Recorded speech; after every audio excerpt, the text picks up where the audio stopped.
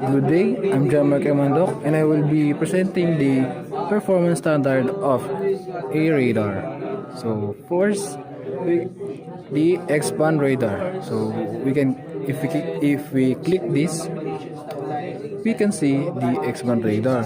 So for the X-band radar is capable of detecting radar beacons in the relevant frequency band. An X-band radar system should be capable of detecting charts. So for the X-band, we can see here the photons that we need to perform the X-band radar. We have a performance monitor that indicates the 600 Hz, a long pulse. The scan rate is 28 RPM and power 10 kilowatts. So if we click this performance monitor, we can see here the numbers that given to us.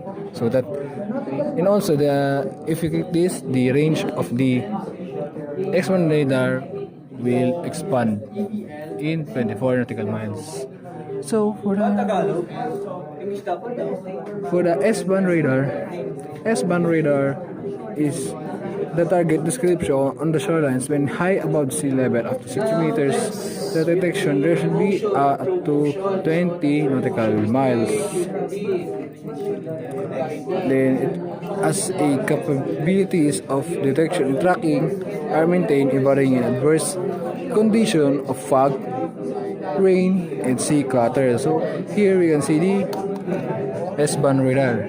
So S-band radar, we can see here the buttons that we need to perform the S-band radar. So here he can, in S-band radar, he have also a performance monitor that can enhance our detection in S-band radar. So if you click this, it gives a information automatically like that. So for the bearing and range accuracy, the radar system should be capable of displaying 2 points target at the same time.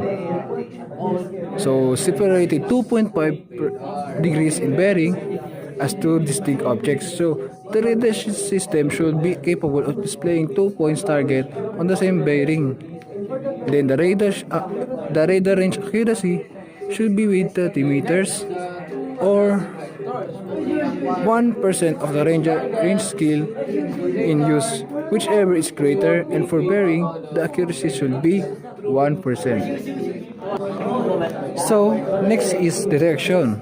So for detection, in the absence of latter, for long-range targets and shoreline detections, the requirement for the performance standard of radar is based on the normal propagation condition in the absence of AC clutter, precipitation, and evaporation ducts. So based on the indication of the target, at least 8 out of 10 scans are equivalent, and a probability of a radar detection false alarm of 10 to 4. So in the detection, we can see here the sea clutter, precipitation in the next is the gain. So gain means should be provided as far as is possible for the adequate reduction of unwanted echoes. So here in our radar, we can adjust our gain here. Yeah.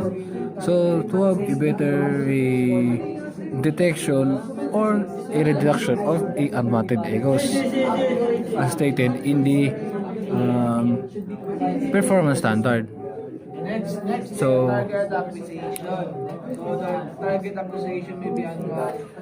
unwanted echoes are the forms of the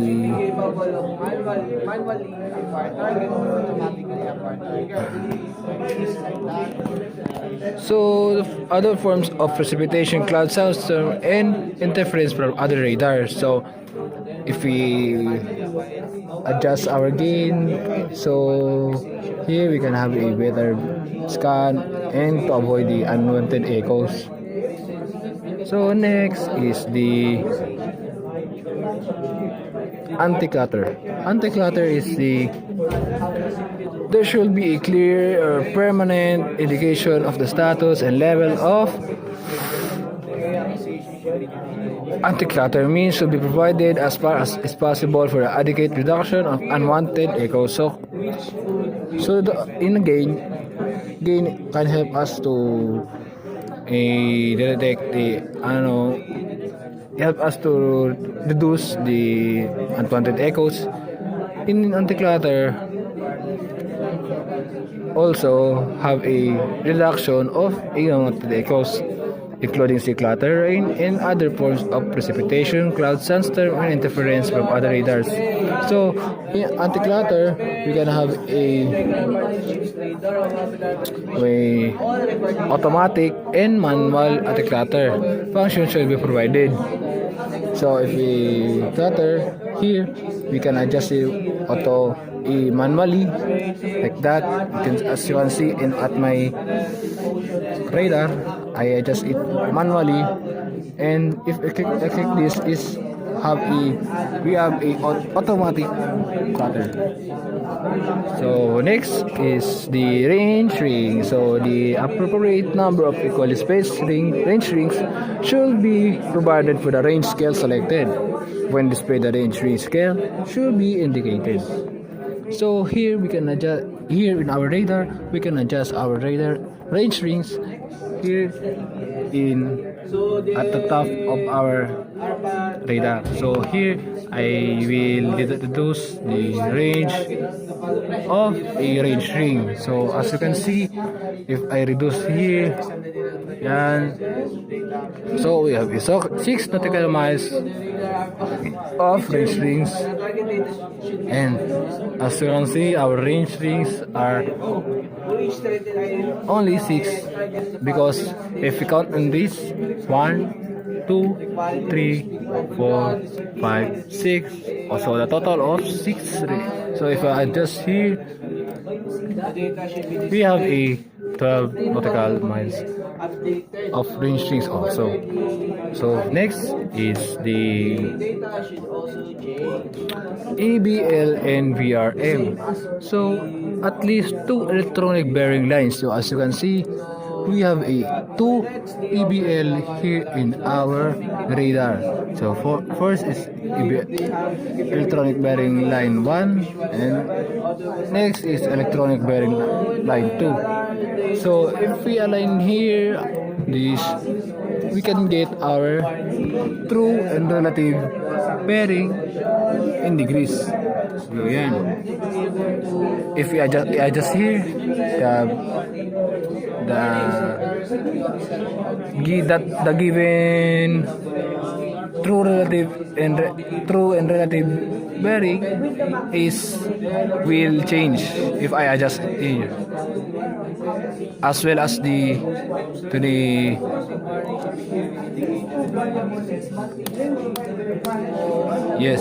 as well as the ABL2.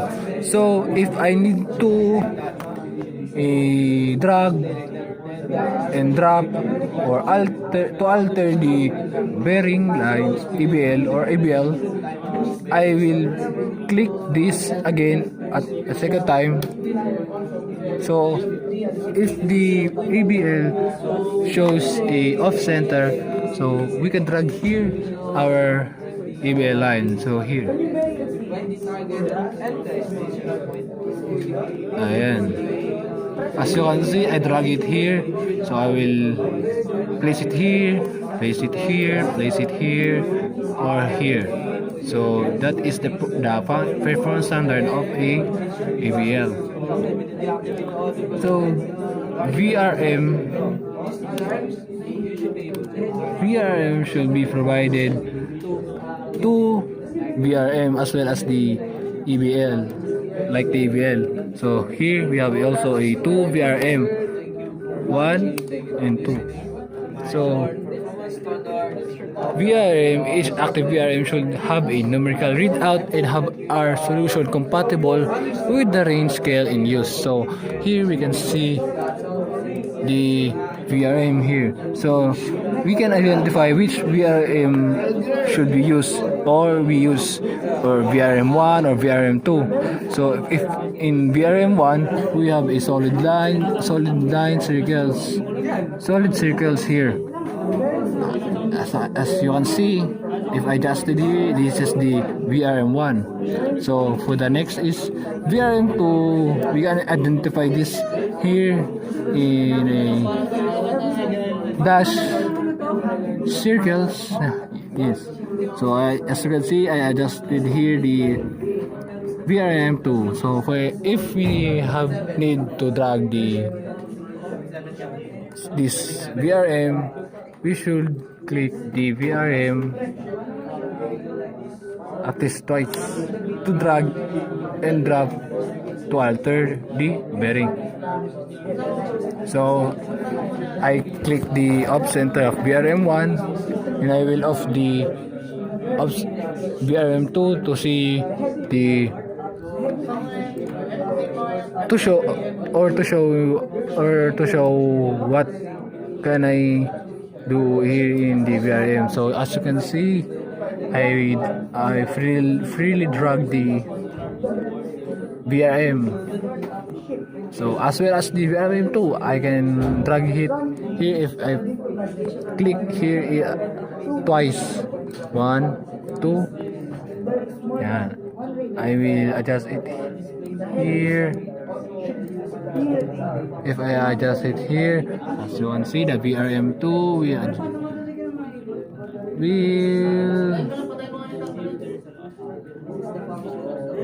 the VRM2 is I freely drag here. So next is the bearing scale. A bearing scale around the periphery of operational display area should be provided. So the bearing scale should be indicate the bearing as seen as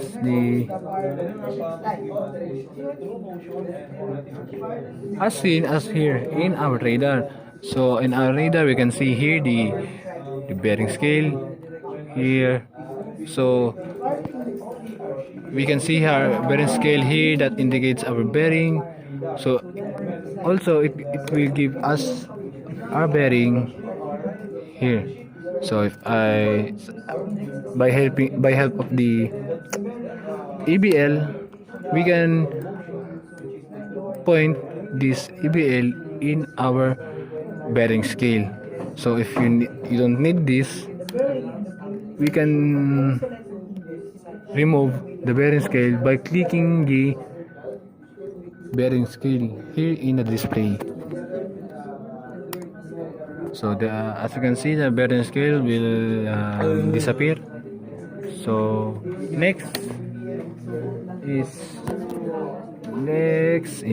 the heading line. So heading line, we can see the heading line. Heading line here in the radar, as you can see, is that is our heading line. It shows a true north of our ships. That is a heading line in radar. So for the next is the parallel index line. So parallel index line. So parallel index line, we can see here in the radar is in the bottom. So as you can see, we have a parallel index line that have a active and here, and have two sets of here. So the parallel index line is a minimum of 4 independent parallel index line which with the means to truncate and which switch off individual lines should be provided. Simple and quick means of indicating the bearing in the beam range of a parallax index line should be provided. So the bearing and beam range of any selected index line should be available on demand. So for the next is the display mode. So display mode is, you can see here the north up, course up, and head up. So where we can find the display north up, course up, and head up in radar. So if we look at the right side of our radar, we can see the north up, course up, and head up.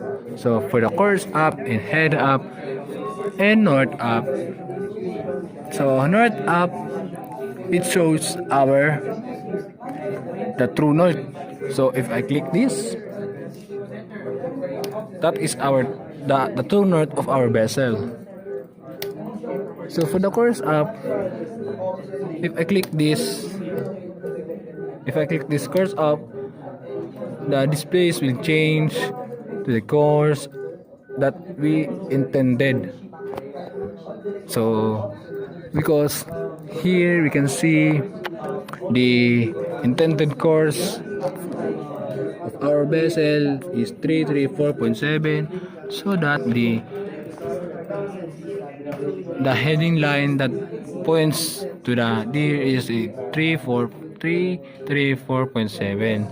As well, if we click the course up, so for the head up, same as the course up. So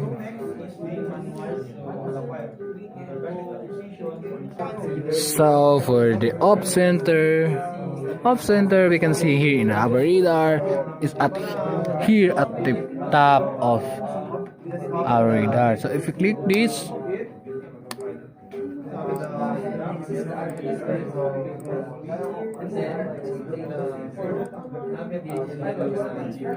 you can give us information that needs the performance. So manual off center should be provided to locate the selected antenna position at any point within at least 50% of our radius from the center of the operational display. So a facility for automatically positioning our own ship for the maximum view ahead may be provided. So for the next is the ground and sea stabilizations mode. So here we can see the ground stabilization here at the left side of our ARPA. So if you click this, it can stabilize, and the source of onset speed should be indicated and provided by any sensor approved in accordance with the requirements of organization for the relevant stabilization mode. So for the next is azimuth stabilization. So for azimuth stabilizations, the heading information should be provided by a gyro compass by an equivalent sensor with a performance not inferior to the relevant standard adopted by the organization, excluding the limitation of the stabilizing sensor and type of transmission system. The accuracy of azimuth alignment of the radar presentation should be within 0.5 degrees with a rate of turn likely to be experienced with a class of ship. So for the next is the true and relative motion. So as we can see here, we can see the true and relative motion here. So if we click this true motion, the true motion displays should be provided. The automatic reset of our own ship may be initiated by its position on the display or time related or both. Whether the reset is selected to occur at least on every scan or equivalent, this should be equivalent to true motion with a fixed origin. So in practice, equivalent to the previous relative mode. So for if we click this, the true motion, it will change our true motion. So as you can see, I click the head up so that the true motion is here. So if I click this, the north up, the true motion will see. So if I click this relative motion, the relative motion will show. So for the vector, true and relative vector, we can see here that true and relative vector are, if we can identify the true vector is true to see target scores and speed. So while the relative vector, it can see the approaching or moving away of ships. So we can see in the ARPA the true vector and relative vector. So the relative vector is the as I said, the approaching or moving away from the ship. So next is the target acquisition. So we have in radar we have a two target acquisition. So for one is for the manual acquire and one is for the auto acquire. So if we click this manual acquire, we can it will give to us the target data. So as you can see, if I click these targets, it shows the target of the data. So if I click the auto acquire here, it detects it acquires automatically as stated, So for next is the target tracking. So target tracking should be automatically to track, process, simultaneously display and continuously update information on at least 20 targets, whether automatically or manually acquired. So ARPA should continue to track an acquired target which is clearly distinguishable on the display for 5 out of 10. So for our ARPA display, we can see here the ARPA display. So here the ARPA functions, yan.